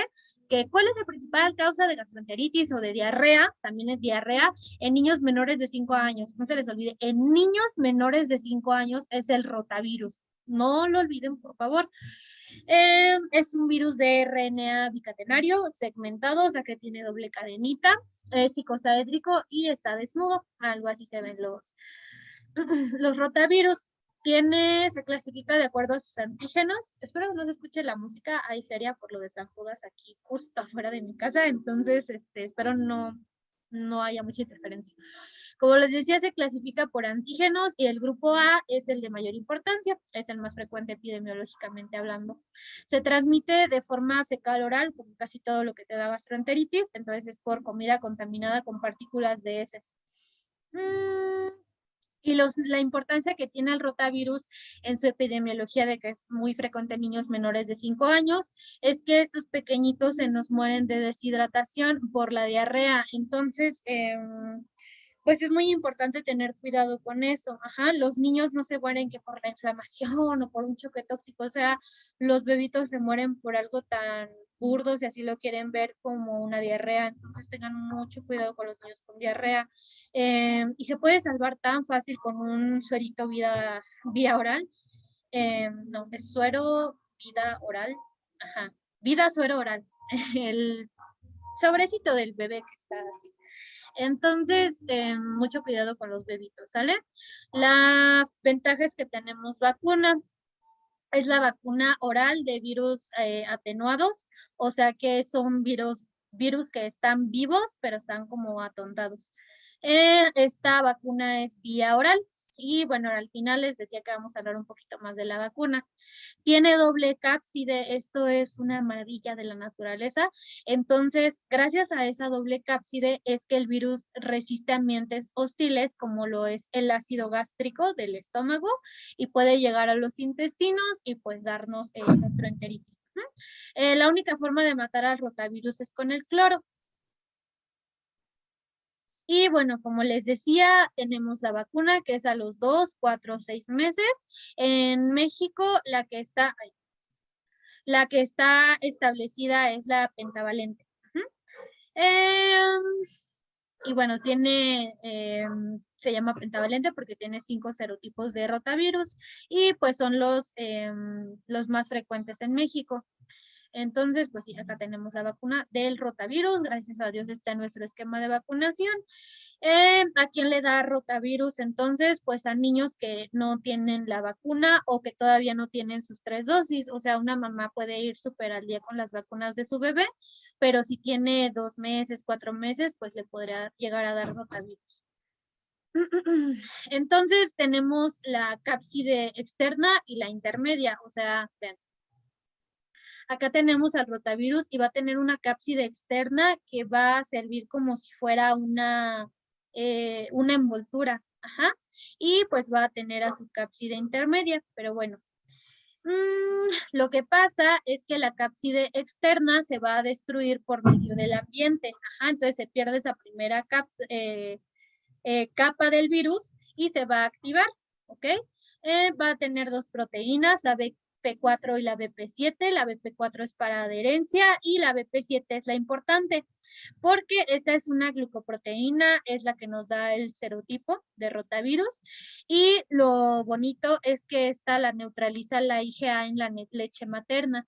Entonces, estos anticuerpos de la mamá, que se transmiten por la lactancia, pueden proteger al bebito. Eso es muy bonito. Entonces, la lactancia materna se considera un factor protector contra rotavirus. Y bueno, la cápside intermedia, esta pues ya va a ser cápside externa y está entre la externa y la interna, y aquí van a estar los serotipos. Acá es donde está la proteína BP4 y BP7. Y bueno, esta es la replicación como la de cualquier virus desnudo, nada más no lo olviden que pues los virus salen por lisis de la célula, que el BP4 y el BP7 le van a ayudar a adherirse a la célula. Entonces, pues el BP4 y BP7 son los que ayudan al virión a que entre a la célula, que pierde su cápside. Y en la síntesis de proteína, lo que nos importa es que se sintetice la BP4 y la BP7. Pero realmente esto no es tan preguntable, si acaso lo que les preguntan es esto de la BP7, la leche materna, y que es la principal causa de gastroenteritis en niños menores de 5 años, pero nada más. Y bueno, su proteína subvírica viral, que es la BP7, está activada por una proteasa del tubo digestivo. Entonces, esto le ayuda también a unirse a las células. Lo que va a pasar con rotavirus es lo que les decía, que al momento de liberarse de la célula, la va a alisar, va a destruir las microvellosidades del estómago. Entonces, si perdemos las microvellosidades que nos sirven para absorber nutrientes, vamos a tener un síndrome de mala absorción y vamos a tener diarrea acuosa, porque no se están absorbiendo los electrolitos que pasan por ahí. Bueno, tenemos diarrea acuosa. Y se acuerdan que las bacterias, casi todas le decimos bacterias, casi todas las bacterias, las diarreas por bacterias son diarreas secretoras por las toxinas de las bacterias. Acá en rotavirus va a ser principalmente diarrea de mala absorción, porque justamente esto, no tenemos microvellosidades ahí. Microvellosidades que absorben el contenido gastrointestinal y pues no se absorbe, entonces mala absorción y tenemos diarrea. Ay, ya pusieron las mañanitas en la feria, espero no haga mucho ruido. Y bueno, acá tenemos a las microvellosidades microscópicamente cómo se destruyen. Díganme por ahí si se escucha la música, espero que no. como les decía, inhibe la absorción de agua, se pierden electrolitos y vamos a tener algo parecido a una toxina, que es la proteína NSP4, que va a estimular la entrada de calcio y esto hace que no se absorba el agua, de nuevo, la mala absorción. Ay, un cohete. En cuanto a la clínica, va a ser de inicio repentino, el bebé va a empezar con vómito, la diarrea va a ser verdosa si está en sus primeros meses de vida o acuosa, la fiebre puede llegar a 39 grados centígrados, lo que nos lleva a hiperexcitabilidad neuronal y nos puede llevar a convulsiones de ese bebé, pero no es tan frecuente, lo más frecuente es la deshidratación. Y pues esta deshidratación puede llevar a la muerte a ese bebé. Afortunadamente involuciona, no se necesita ningún antiviral, solo necesitamos mantener checadito ese bebé, hidratarlo adecuadamente, no suspender la lactancia materna si es un bebé menor de 6 meses. Recuerden, otro de nuestros santo credos de la medicina es que la lactancia materna es hasta los 6 meses y ni siquiera con gastroenteritis la podemos interrumpir. La leche materna no es como la leche pues, que nosotros tomamos, de que si te enfermas del estómago y tomas leche, ahí andas explotando, ¿no? La leche materna, digamos que está más rebajada que la leche comercial. Entonces, no le va a hacer daño al niño, no le va a inflamar mal el intestino. Tienen ustedes que explicarle a la mamá la mejor forma de hidratar a un niño que no tiene un grado de deshidratación tan severo es seguir con la lactancia materna. Entonces, solo mantener en vigilancia a ese bebé. Acá está el vidacero oral que les decía, el diagnóstico es clínico, ¿ok? Los antecedentes, si tiene o no lactancia materna, recuerden que la lactancia materna neutraliza la BP7, entonces es un factor protector y si no hay lactancia materna por X o Y razón, pues ya ese bebito está en riesgo y que esté vacunado. Si ya es un niño de 1 año, por ejemplo, ya tiene que tener todas sus dosis de las vacunas. Pero, y si le faltan, pues tenemos que ir pensando mal. Pero si es un niño de 1 mes, pues todavía no tiene sus dosis de las vacunas, no porque la mamá no quiera, sino porque todavía no le tocan, pero pues todavía está susceptible. El diagnóstico de laboratorio, pues se puede hacer una ELISA, una inmunofluorescencia, una inmunohistoquímica o un radioinmunoanálisis, que es el RIA. Pero no es necesario, o sea, no se hace para rotavirus, basta con la clínica. Esto sería, pues, con fines de investigación para detectar los componentes del virus. Y el tratamiento, sobre todo medidas de sostén con suero vida oral, seguir con la lactancia materna y administrar antipiréticos si el bebé tiene fiebre. Entonces, por acá, si recuerdan en IBC 1, vieron los planes de hidratación. Tenemos la situación A, la situación B, la situación C. En la situación A, en resumen, es que el niño está normal, o sea, está bien hidratado, tiene lágrimas, los ojos están bien hidratados, la boca y la lengua están hidratadas y no tiene sed. El signo del pliegue es que tú hagas esto con la piel de un paciente, ahí está, como que pellizques al paciente de forma superficial y pues yo me suelto, pues va a regresar mi piel al estado normal porque está bien hidratada, pero si ustedes hacen esto se va a quedar como si fuera plastilina, o sea, se va a quedar esta deformidad y va a tardar mucho en desaparecer. Ese es el signo del del pliegue. En la situación B y la situación C, pues es más notorio en la C. En la situación B es que el bebé está irritable en esencia y en la situación C lo más importante es que ese niño ya tiene alteraciones del estado de conciencia, puede estar como hipotónico, así como si fuera un bebé de trapo, puede estar letárgico, como que se está quedando dormido y parece que se va a desmayar, o ya de plano estar inconsciente. Esos son los pilares de las situaciones. A, está en alerta, B, está irritable, C, letárgico o inconsciente. Y bueno, los demás que pueden también usar para evaluar.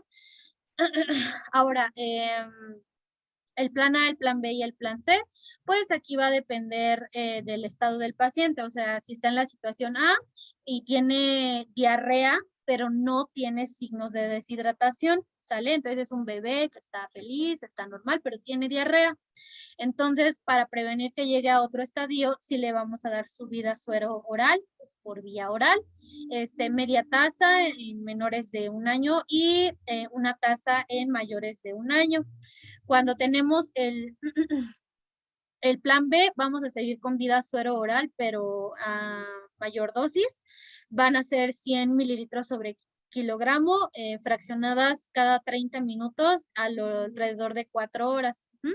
Entonces, esto si el bebé tolera la vida oral, si no le tienen que poner una sonda nasogástrica. Y en la situación C, pues básicamente ya es un bebé con choque hipovolémico, o sea que ya perdió cantidades extremas de líquido por la deshidratación. Y acá lo que pasa es que se le da solución intravenosa. O sea, le meten su catéter y pues por ahí le administran las soluciones. Esto es solo para que lo conozcan, esto me lo preguntan a mí, todavía no se los preguntan a ustedes. Pero pues es importante porque es tan fácil tratar a un bebé con diarrea y evitar que lleguemos a la situación C o a la muerte del bebito. Entonces, mucho cuidado, ¿ok? Y bueno, ya se darán cuenta que hago mucho énfasis en los niños. Creo que ya les había dicho, no me acuerdo, que quiero ser pediatra. Así que ojo con la niñofobia porque me enojo. Pero bueno, acá están los métodos diagnósticos de nuevo. ¿Y tienen alguna duda de rotavirus? Ya sé que ya están durmiendo un poco, pero resistan, falta poquito. ¿Todo bien con rotavirus? Sí, Bren. Ok, no se duerman, no se duerman. Miren, ya falta bien poquito. Ya vamos a más de la mitad. Y adenovirus, ya lo vimos en respiratorio. Acá solamente tenemos que saber que da diarrea. Los serotipos entéricos, los que son exclusivamente entéricos, son el 40 y el 41. Estos serotipos también nos podrían dar enfermedades respiratorias, pero sobre todo gastrointestinales. Entonces, el adenovirus es el mismo que ya conocimos en respiratorio, así que no vamos a ser repetitivos con eso. Nada más recordar que es de la familia Adenoviridae, es icosaédrico, no encapsulado, o sea que no tiene envoltura. Y que codifica síntesis para ARN mensajero, que la cápside está compuesta por capsómeros, que son estas líneas de bolitas, y es todo, o sea, es exactamente el mismo adenovirus que ya vimos. La gastroenteritis, epidemiológicamente lo importante es que es la segunda causa de diarrea en lactantes y en niños pequeños. Entonces, ya, la clínica es exactamente la misma, nada más que la incubación es un poquito más larga que la del rotavirus.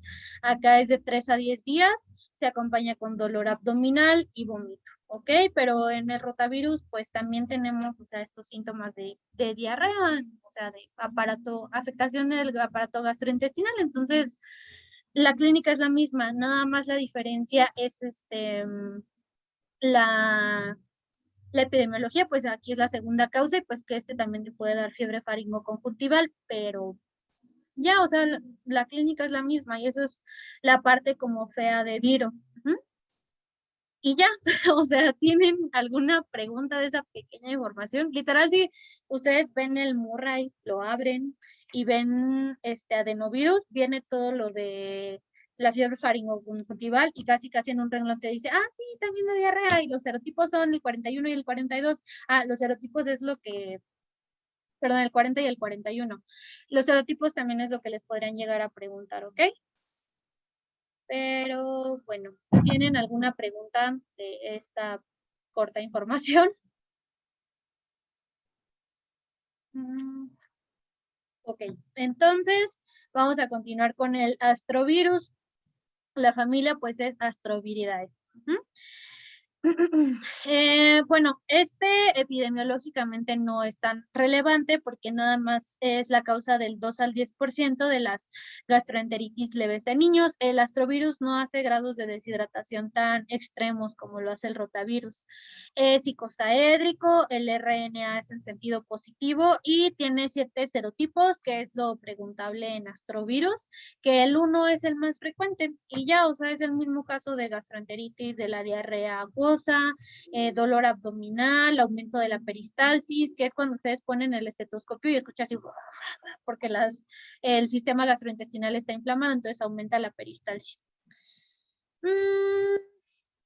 Y bueno, acá tenemos esta tablita que nos dice, esto va más adelante, no sé por qué se movió, entonces ahorita regresamos acá, ¿sale? Pero bueno, para poner en contexto de dónde estamos, andamos acá en astrovirus, y pues les digo, lo importante es la epidemiología en los de gastro, por eso les aproveché para dar respi en dos partes, porque la clínica es igual, o sea, no, de verdad no se asusten y confíen en mí nuevamente. Yo sé que tal vez preocupa que sea tan poca información, pero ustedes abran el libro, si no me creen, de verdad casi no dicen nada de gastro, entonces no se preocupen, en serio. Y bueno, ¿hay alguna duda del astrovirus? Nada más recordar que está el 2 al 10% de las gastroenteritis leves en niños, y que el serotipo 1 es el más frecuente. Entonces, ya con eso terminamos, ¿sale? Por acá, no sé por qué se movió sabía que me faltaba uno. El grupo de los norovirus ya sería el último. Los norovirus, bueno, la familia es la Caliciviridae y de esta familia tenemos varios, el norwalk, el calicivirus, el sapovirus y el saporovirus. Perdón, mi gato otra vez. Entonces, ahorita vamos a ver la epidemiología de estos. En esencia, su clínica es exactamente la misma, no tiene nada relevante en la estructura, o sea, es como que no figuran mucho, o sea, de verdad yo sé que da miedo esto, pero sí es gastro, confíen en mí, por favor. No se preocupen, acá lo importante de nuevo es la epidemiología, ¿ok? La clínica es la misma, acá el que vamos a ver es el Norwalk.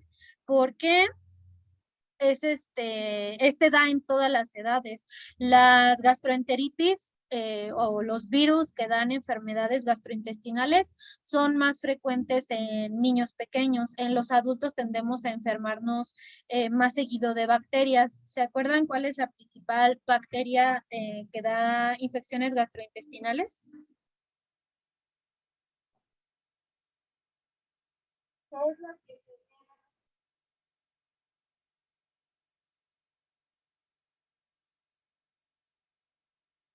Por acá me lo pusieron en el chat. E. coli, muy bien. Es la E. coli, esa es la principal bacteria de enfermedades gastrointestinales. Entonces, y sobre todo la enterotoxigénica. Los adultos, que ya somos adultos, nos enfermamos más de enfermedades bacterianas cuando hablamos de sistema gastrointestinal. Entonces, este virus es excepcional porque da en todas las edades. Es icosaédrico desnudo, tiene RNA en sentido positivo. Entonces, todos los de acá, déjenme regreso. Todos los calicivirus o de la familia Caliciviridae van a tener estas mismas características, icosaédricos desnudos y RNA en sentido positivo, entonces ya nos ahorramos esa parte. La transmisión es fecal oral, o sea, por ingerir alimentos contaminados, y lo que va a hacer es aplanar y acortar microvellosidades, así como lo hacía rotavirus. Y bueno, es básicamente lo mismo, o sea, alisar es que las destruye, y eso es lo que hace rotavirus. Acá en Norwalk es parecido, nada más que aquí las va a hacer más cortitas, entonces también van a ser menos funcionales. Los cuadros que nos da, pues va a ser diarrea acuosa en adultos. El cuadro clínico, la incubación es de 10 a 50 horas después de que ingeriste el alimento contaminado. Tenemos un cuadro agudo de pródromo. El pródromo, ya sé que ya están medio dormiditos, ya solo faltan 10 minutos. El pródromo, acuérdense que son los síntomas que tenemos desde que tenemos contacto con el virus hasta que tenemos la enfermedad como tal. Entonces, acá tenemos pródromos como... Perdón, esa es la incubación. Los pródromos son síntomas inespecíficos que aparecen antes de la enfermedad, la infección como tal. Entonces, tenemos vómito, diarrea acuosa, pero no tiene moco ni sangre ni leucos, y que es muy leve, que el paciente puede confundir con una indigestión, y fiebre. Esta se autolimita, no requiere antibiótico, nada más estar bien hidratados para no tener síntomas neurológicos que nos hablen de deshidratación, pero es de lo más simple. Entonces nos vamos hasta acá y bueno, acá tenemos este cuadrito, es lo más importante y lo que si ustedes quieren repasar gastro, vean este cuadrito. Los rotavirus son la causa más importante de diarreas severas en lactantes y niños pequeños en todo el mundo. Entonces, esto es lo preguntable, ¿sale? En rotavirus. Los adenovirus son la enfermedad más importante, el agente viral más importante en lactantes y niños pequeños en todo el mundo, pero estos serotipos específicamente, el 40 y el 41, como les decía, pero bueno, o sea, el rotavirus es la causa más importante, incluyendo virus, bacterias y todo. Y aislando solamente a virus, tenemos el adenovirus. Aquí suena un poquito contradictorio, pero bueno, o sea, primero es el rotavirus, luego el adenovirus, ¿ok? El Norwalk, pues aquí lo importante es que nos ocasiona brotes de vómito en niños mayores y adultos, de vómitos y diarrea. Supongo que todos nos hemos enfermado de enfermedad gastrointestinal y que hay veces en la que tenemos diarrea y ya, pero hay veces en donde tenemos unas náuseas horrible y vómito horrible y además tenemos la diarrea. Provecho si están cenando y ahí nos habla que podría ser un Norwalk. En las bacterias no te dan tantas náuseas, si recuerdan. Los calicivirus, por ejemplo, el saporovirus, acá tenemos brotes muy ocasionales en niños pequeños y ancianos. Esa es la importante, por ejemplo, del saporovirus, que es en los extremos de la vida. También tenemos perdonen, el gato. Miren, aquí está el gato. Saluda, pequeña. Ya corre. Espero los haya despertado el gato. Pero bueno, como les decía, el enterovirus, enterovirus quiere decir una familia de virus que solamente afectan al aparato gastrointestinal, como el ecovirus o el coxsackie. El coxsackie ya lo vamos a ver más adelante. Pero bueno, es una enfermedad diarreico esporádica, nada fuera de lo normal. Y bueno, como dice aquí, este cuadrito es literal de su programa, entonces es como lo importante y el ecovirus y el coxsackie se evalúan más en el bloque de sistema nervioso central, entonces por eso ahorita ni siquiera los puse en la presentación. Y el astrovirus, que tenemos brotes ocasionales en lactantes, niños pequeños y ancianos, los extremos de la vida. Entonces, ¿qué me pusieron aquí? Cosita hermosa, sí. Se llama Chuleto. O también Twinkie, tiene muchos nombres. En fin, ya nada más para terminar, pues este cuadrito es el resumen de todo, que es la epidemiología.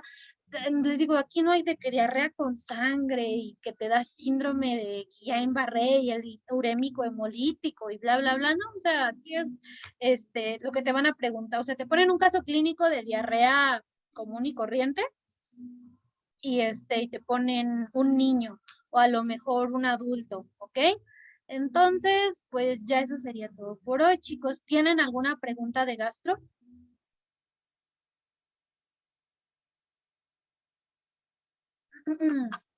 O ya es porque ya es noche y ya quieren mimir. Porque ya mañana regresan. Ay, por ahí me... Ok. Por ahí me mandan fotos de sus disfraces y se van a ir disfrazados. Para los que no están, bueno, mi hermana está en primer año, ahí sí ven una niña disfrazada de Cupido, es ella. Pero si tienen igual fotos de sus disfraces, pues pónganlos en el grupo para alegrarme el día. Entonces, chicos, si no hay ninguna duda, yo sé que ahorita ya es medianoche, ya quieren mimir porque mañana entran temprano. Si no tienen dudas, pues hasta aquí dejamos la clase. Gracias por estar aquí. Si tienen dudas, ya, o sea, que ya a lo mejor ahorita están dormidos y luego ven algo en la semana y dicen, ay, esto se lo iba a preguntar, mándenmelo y yo les respondo. También otra cosa, también les ayudo con las tareas que les dejen. Ya ahorita tengo más tiempo de ayudarles, antes a veces sí no tenía tiempo de contestarles, pero ya ahorita si les dejan tareas muy feas, pues les puedo ayudar. No las hago, pero sí les ayudo, ¿ok?